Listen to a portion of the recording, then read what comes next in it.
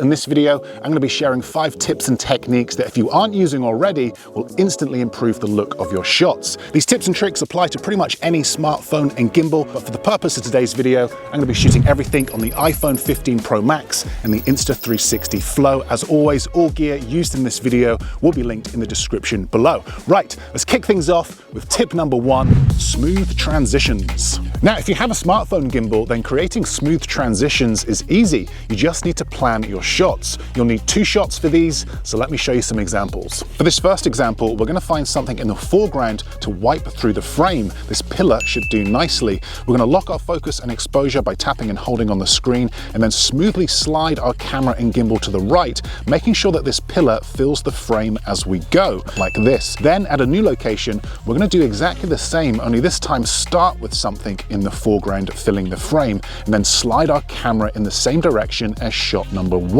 Then when we edit these 2 shots together using nothing but a simple cut, we get a seamless transition between shot number 1 and 2. Now, a quick tip here is to find something similar to use in the foreground at each location. This will create a much more seamless transition. Look for similar textures and colors. Also, keep the speed of your camera movement the same in each shot for consistency. You can also add a speed ramp and sound effects to these shots to really help bring them to life. Also, if you can't find anything in the foreground that works for this, then try using a black frame transition. Exactly the same idea, only this time we're going to end our first shot on a black frame, like this. And then at a new location, start our second shot on a black frame. Keep a similar camera movement with each shot, and you'll get a perfectly seamless transition like this. Another example here is to start with your camera facing up, pushing forward, and then tilt down. You can then hide the cut whilst the camera is facing the ground and tilt up at a different location. Okay, the next tip is to utilize your gimbal's app features. Now, your gimbal will come with an app, and quite often this is how you can get the best out of your gimbal. Take this gimbal here, for example. Without the app, I can do all the standard gimbal moves, the push forwards, the jib shots, but by using the app, I'm able to unlock a ton of features that make the whole filming process so much easier. For example, this gimbal has a feature called Deep Track 3.0 that uses AI to lock onto your subject or focal point. You can do this by simply selecting your subject like this and dragging the green box around it, and the gimbal will now lock onto your subject and keep it in the center of frame. So although I'm moving the gimbal from left to right, the app is doing all of the hard work when it comes to keeping my focal point in the center of frame. It's panning and tilting the camera for me. Now, what's really impressive is that this feature also works on people. So if you're a solo filmmaker looking to capture shots of yourself but don't have a camera operator with you, then you can use this feature to add camera movement to your shots. For this, you can also use gesture control. So if I hold my hand up like this, the gimbal knows to lock on and start tracking me. Here is what the shot would look like if I wasn't using the app. Not particularly interesting. And here is what the shot looks like using the app. So much more professional and interesting. There are a number of different ways that you could use this feature to help improve the look of your videos. Perfect if you're a solo filmmaker shooting a travel video, or if you just don't have anyone to help you out when filming. This app also has the ability to shoot motion time lapses. These come in really useful, particularly in busy environments where you want to creatively show the passing of time. Again, the app does all the hard work for you, taking a series of still images whilst the gimbal is moving and then stitching them all together to create a moving time lapse.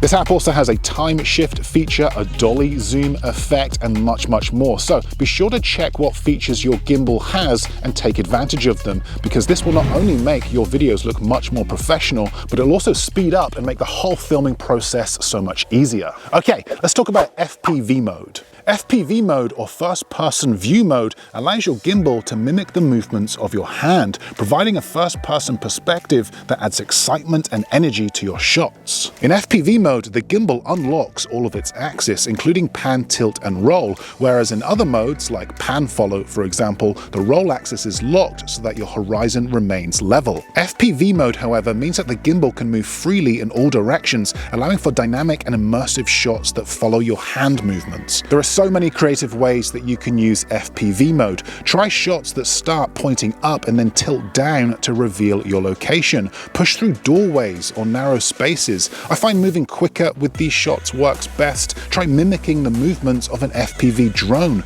Try pushing forward, tilting up. Try getting your camera low to the ground and then rising up. With FPV mode, you can really take your smartphone videography to the next level, capturing dynamic and immersive footage that really grabs your audience's attention. You'll see a lot of creators using FPV mode when they shoot cars. This is a great way of making a static subject look much more interesting. Try capturing long shots in FPV mode and then adding speed ramps and sound effects. This can really help level up your gimbal moves.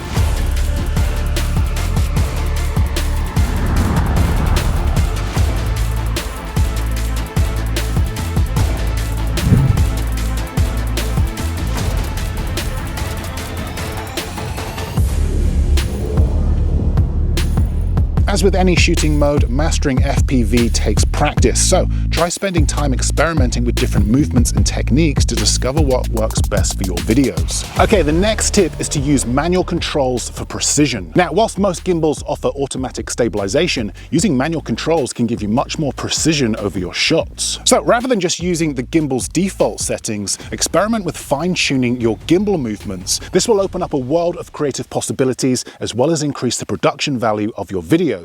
So let's look at how we can use these controls practically. Now let's imagine for a second you're capturing a beautiful landscape. Well, instead of a quick pan which just looks messy and amateur like this, use manual controls to slow down the pan speed. The gradual movement creates a more cinematic and professional look, allowing viewers to soak in all the beauty of the landscape. Be sure to experiment with different pan speeds to find the balance between fluidity and impact. Okay, now let's imagine that you wanted to capture a push-forward tilt up to reveal a large focal point. With your tilt speed set to high, the movement is going to feel fast and rushed. So adjust the gimbal tilt speed and set it to slow, enabling you to capture shots that are much smoother and more fluid, allowing your audience to take in more information and enjoy the shot more.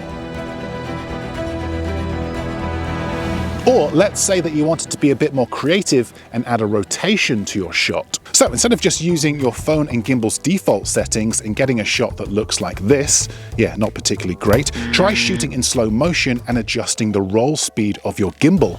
With manual roll adjustments, you can tilt the camera slightly to the side during your shots. This subtle roll effect adds energy and style to your shots, enhancing the visual appeal of your films and videos. By mastering manual controls and experimenting with different techniques, you can elevate your videos to really help make yourself stand out as a filmmaker or content creator. So look, I hope you found this video useful. I will link the Insta360 Flow as well as any other gear used in this video below. And if you're new to smartphone filmmaking and would like to master the basics of shooting cinematic videos using your smartphone, then I have a course that covers everything. I will also link that below. But that's it from me. Thanks for watching, and I will see you in the next video.